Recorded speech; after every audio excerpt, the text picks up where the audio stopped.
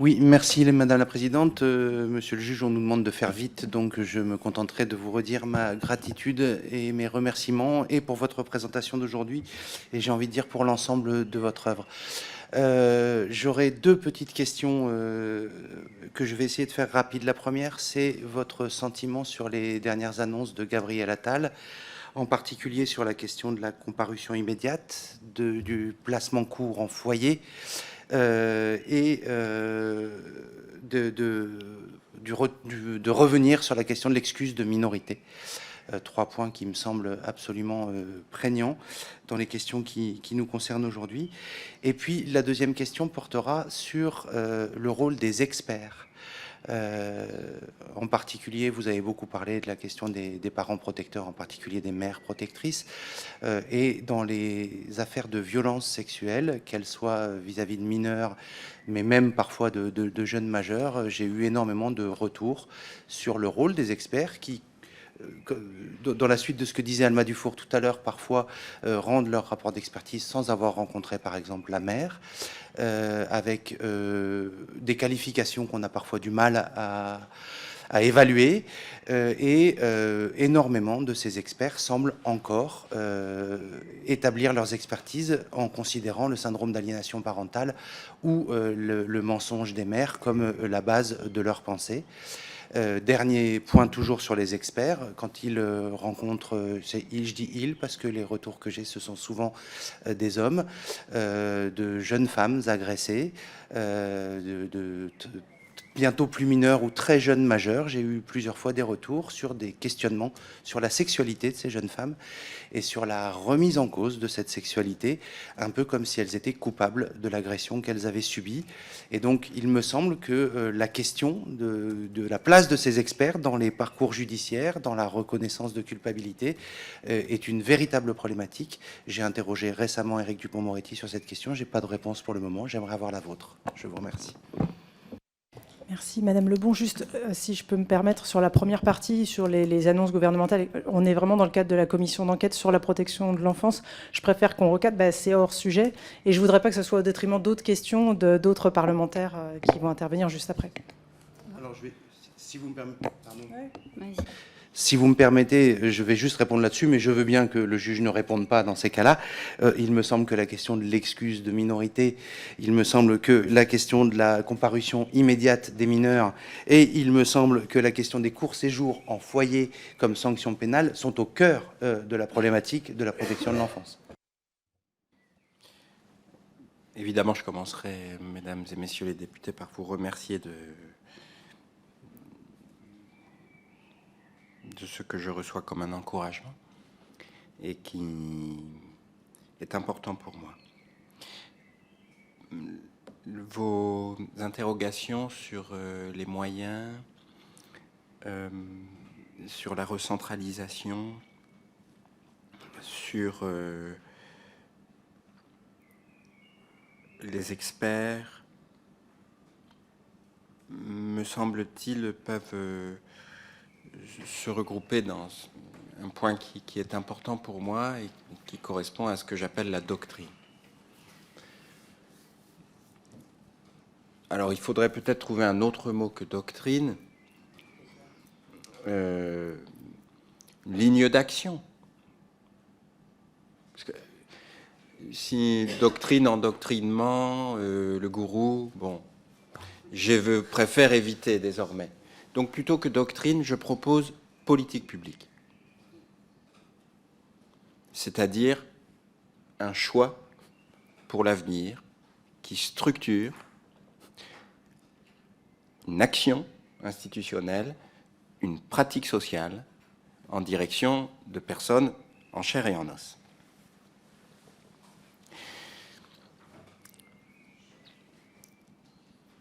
Qu'il s'agisse d'experts ou de juges, c'est bien une question de doctrine ou de politique publique. Et pas une question de moyens. Ne pas humilier une personne en la soumettant à, j'ai lu ça, et ça m'a beaucoup choqué, une forme de reconstitution du viol, ou une interrogation sur sa vie sexuelle, son intimité, ou en inversant la culpabilité par l'accusation de la mère trop protectrice, fusionnelle ou aliénante. Le recours au syndrome d'aliénation parentale. Les droits de visite et d'hébergement pendant lesquels les enfants subissent de nouvelles violences alors qu'ils sont confiés à l'aide sociale à l'enfance pour être protégés. Ce n'est pas une question de moyens. Ça l'est bien sûr, ça l'est toujours. C'est une question de politique publique. On ne peut pas dire à la fois il faut protéger les enfants, mais accepter qu'on dise dans la plupart des cas, si un enfant révèle des violences, c'est qu'il est manipulé ou manipulateur. On ne peut pas écrire dans un jugement à la fois qu'un enfant est confié à l'aide sociale à l'enfance parce qu'il est victime de violences et qu'il faut qu'il retourne dans ce lieu-là sans protection. C'est une question de politique publique. C'est pour ça que je dis que le droit de la famille est devenu un champ de ruines. Il ne faut pas que soit possible tout et son contraire. Alors on dira, mais pourquoi récuser le concept d'aliénation parentale plutôt que le tolérer dans les pratiques? Eh bien, il me semble que nous élisons des représentants pour faire ce choix et que vous tracez la route qui est celle de l'intérêt général et que je vous propose de récuser ce concept dangereux d'aliénation parentale. Il est vrai que la question des moyens est une question que l'on ne peut pas évacuer parce que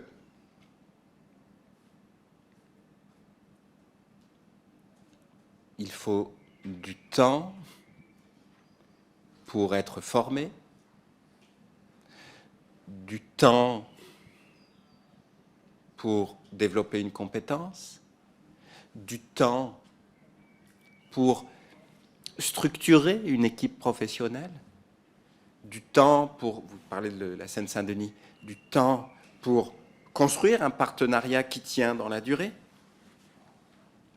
du temps pour développer des soins spécialisés du psychotraumatisme, et que ce temps,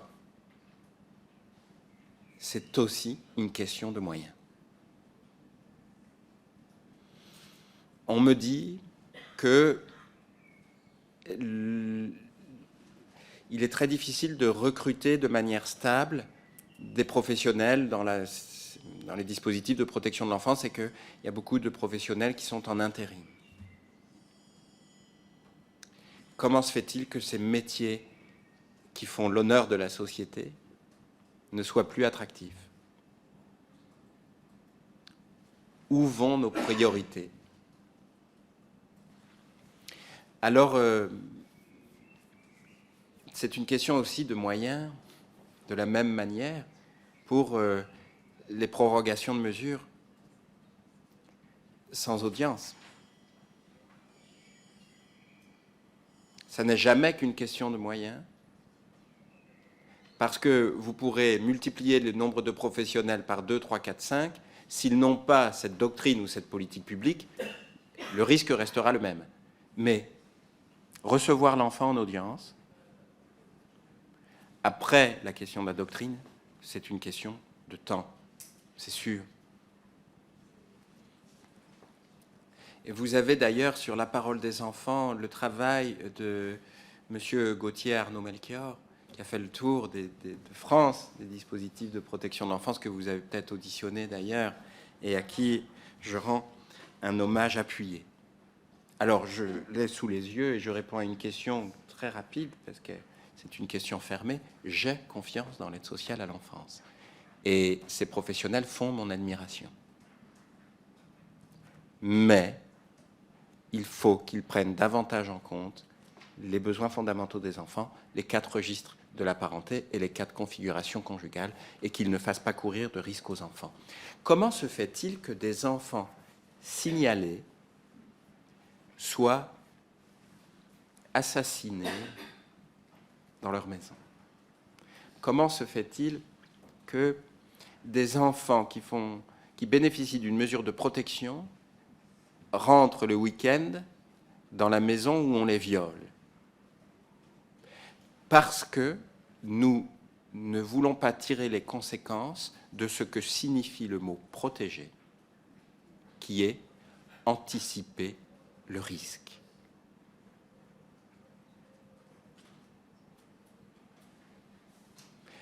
Je crois qu'un président de la République avait dit à propos d'un autre problème, la maison brûle et nous regardons ailleurs. Eh bien, d'une certaine manière, pardon de dire ça, mais la Ciivise avait été créée pour ça, pour dire la maison brûle et nous regardons ailleurs.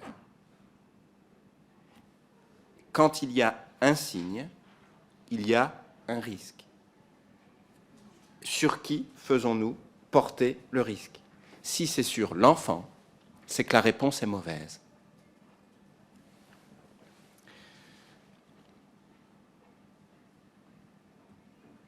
Alors sur l'exécution des placements, j'ai signé, lorsque j'étais juge des enfants à Bobigny, la tribune des juges des enfants de Bobigny, sur qui était intitulée « Le bateau coule ». Et je maintiens, bien sûr, je ne pense pas qu'aucun professionnel de la protection de l'enfance assumerait de ne pas exécuter une décision prise en urgence qui serait motivée par la violence. Mais combien de temps cette mesure va-t-elle durer? Une adolescente ou un adolescent révèle à sa prof principale ou son CPE qu'elle est victime de violence chez elle, il me semble que, raisonnablement, dans les 2 heures qui suivent, elle sera confiée en urgence à l'aide sociale à l'enfance de son département par le procureur de la République et qu'elle sera accueillie dans les lieux d'accueil d'urgence. Il est raisonnable de dire que dans les 8 jours, elle dira « j'ai exagéré, je veux rentrer à la maison ». Et là se pose la question de la doctrine ou de la politique publique. Et de la parole de l'enfant, qui, selon les 4 configurations familiales, entente, absence, conflit, violence, doit être prise en compte d'une manière spécifique. Car l'enfant victime qui dit « je veux rentrer à la maison », s'il est victime de violence, il faut entendre sa parole, mais le protéger quand même. Et il est assez probable que pour plusieurs raisons, le dispositif dise encore une qui a menti. C'est reporter le risque sur l'enfant. Il est tragique, évidemment, que des professionnels soient mis en situation de choisir entre 2 périls. La maison de la violence ou la maison de protection, qui est aussi un lieu autour duquel rôdent les proxénètes.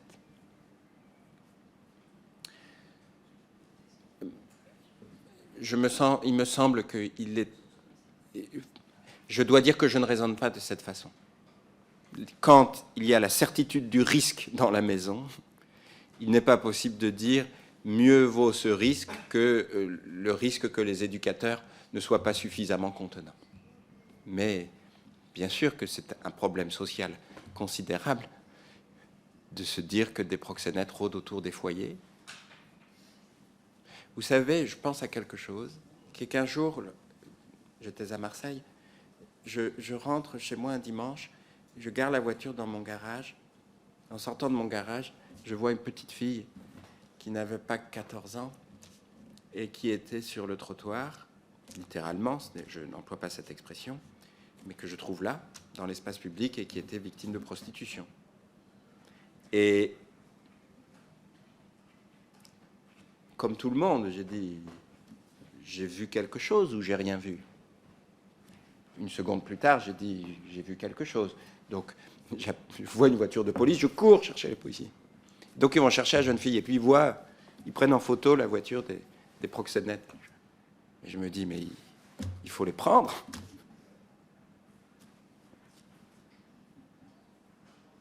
Longtemps, puisqu'on les voit. Et qu'après, on dira tout le monde savait. Et comme tout le monde savait, c'est que tout le monde le sait. Que ce n'est pas une question de principe. Ai-je répondu à toutes les questions et de manière cohérente? La recentralisation, l'avocat et la procédure pénale.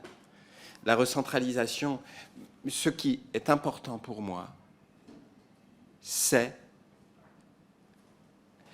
la cohérence d'une pensée. Je vous laisse juge des moyens. Si l'aléa est reporté des différences entre les départements aux différences entre les directions décentralisées, vous ne répondrez pas à mon problème. Je pense que c'est une politique d'État, oui, et l'une des plus éminentes et des plus nobles. Déconcentrée, pardon, pas décentralisée. Qu'elle soit décentralisée, je suis incompétent pour le dire. Qu'elle soit cohérente, qu'elle soit nationale, que l'enfant soit le même où qu'il vive, c'est bien le minimum que nous leur devons.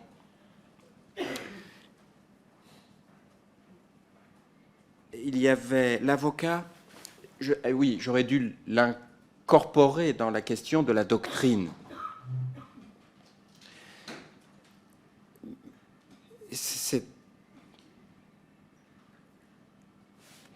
Il ne faut pas multiplier l'aléa dans l'interprétation, dans le regard sur le risque.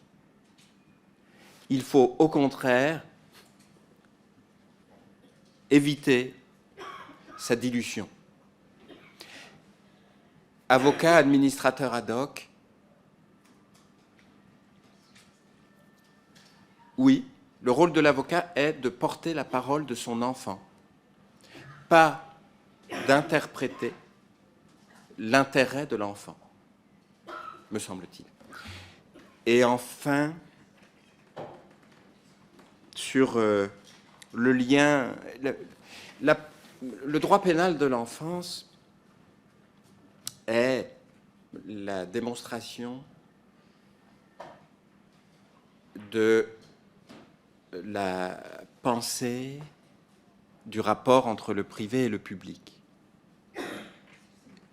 du lien entre la disparition du droit de correction paternelle et du fait qu'il est assumé par la société comme ordre public, d'une manière adaptée aux enfants. Et le droit pénal de l'enfance est né à la demande des mères, les Ligues des femmes de Chicago, qui ont dit « Nous voulons que nos enfants soient jugés d'abord en tant qu'enfants ».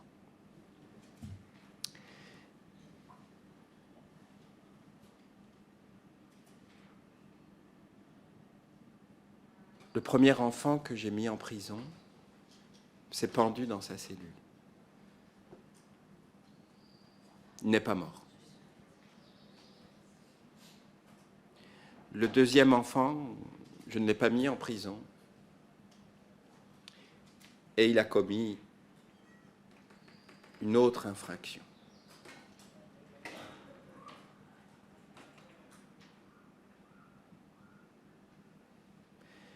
Et depuis 20 ans, je continue à essayer de ne pas autoriser les enfants à détruire la vie des autres, des enfants délinquants, et à permettre aux enfants, même aux enfants délinquants, à devenir des citoyens.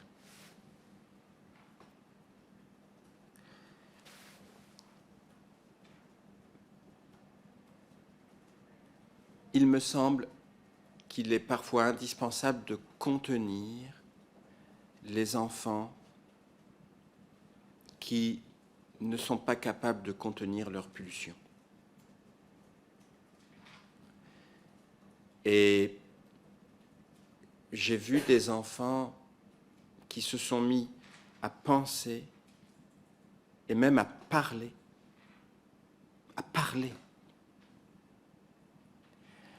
parce qu'ils étaient contenus entre les quatre murs d'une cellule. Que c'est la contention du corps qui a libéré la pensée et le langage. Et je dois dire qu'il a fallu que, j'allais dire je me fasse violence, c'est un peu exagéré, mais ce n'était pas ma pente naturelle, vous voyez. C'est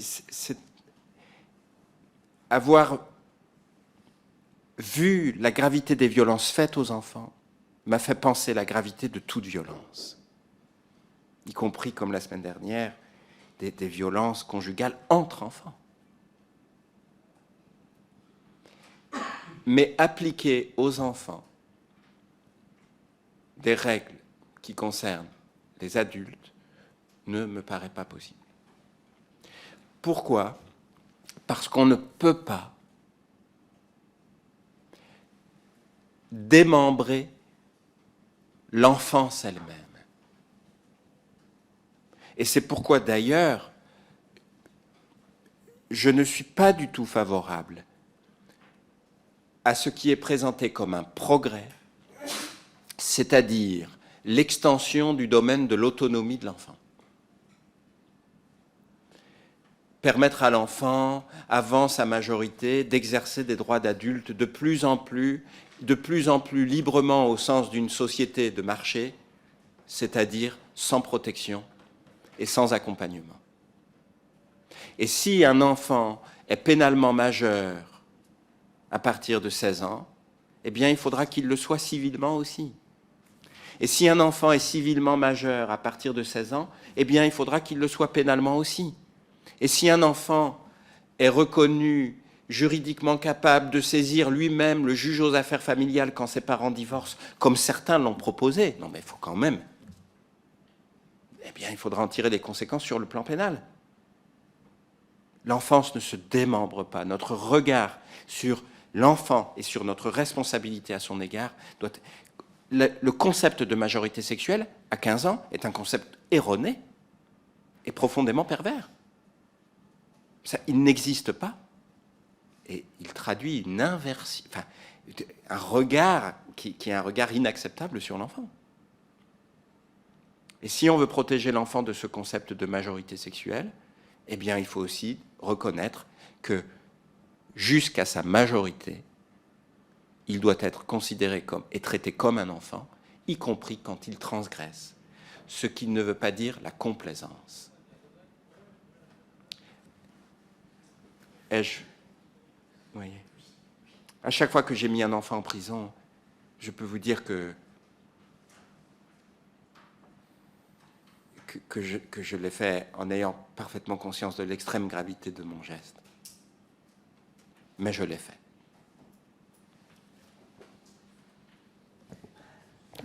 Un grand merci. Merci, Monsieur Madame la Durand, Présidente. Merci beaucoup pour le temps consacré à cette commission d'enquête. Merci beaucoup.